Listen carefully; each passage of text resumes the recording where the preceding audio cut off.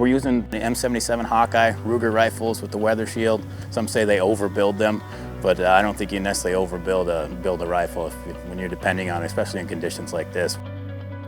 We came up with a new bullet last year at Federal called the Trophy Copper. It's an all copper alloy bullet. It's got a polymer tip on it, real sleek ogive, boat tail design, very inherently accurate bullet.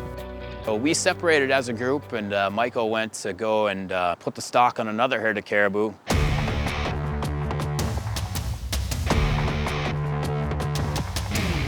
All the other caribou kind of started moving and leaving this big draw. So me and my guide decided, all right, we're going to catch up to them, and just ran at a full tilt. We got on the other side of the rocks and ran all the way down the adjacent side of that draw there, and we covered some ground. Got ahead of a few of them, got in a great position behind some trees, and I was able to take an incredible bull right there at the end of that draw. I hit him a little bit farther back than I would have liked to. He was done, he wasn't going anywhere. As we kind of ran in there to get our follow-up shot, there he was standing. So I was able to put him down right there. It was an incredible experience. All right, there he is. Yes, sir. Thank you, Ivan. A big run. That was a long run. Yeah, but we get what we want. We got some great pictures, and I'll tell you, I was lucky though. We were close to the swamp, and if he had gone another 5 feet or so, we would have had a hard time dragging him out of there.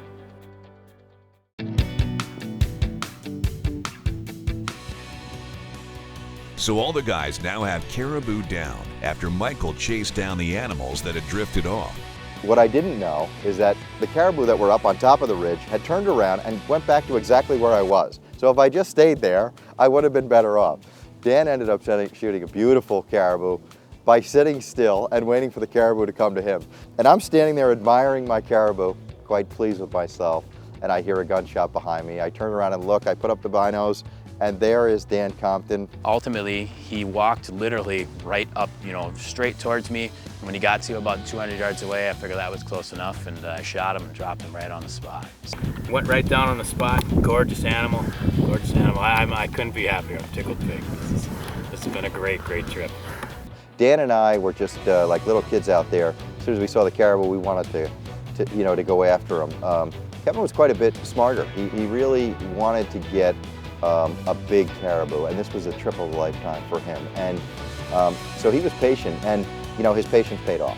It's experiences like this, the chance to travel to exotic locations like the northern tundra of Quebec, that make being a member of the North American Hunting Club the place to be for anyone who loves being in the outdoors. One More Thing is brought to you by Can-Am. The ride says it all. We all have our own sequester going. We're all responsible for our budgets.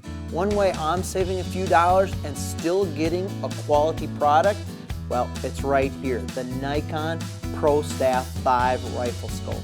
It's a great buy for under $400. My 3.5 to 14 power, it's perfect for any big game situation I'm going to encounter this season. Why do I like this? Well, there's multi-coated lenses throughout. That makes for great clarity, and you get consistent and generous eye relief.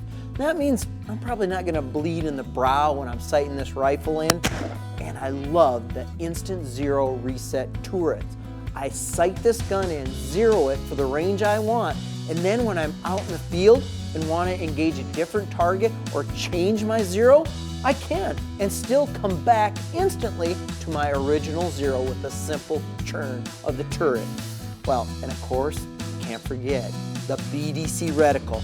You can go to NikonHunting.com, click on their spot-on calculator, put in your specific load, like this Fusion load from Federal, and it spits out the exact yardages. So I know which each corresponding circle, what it stands for, what range it's going to hit at.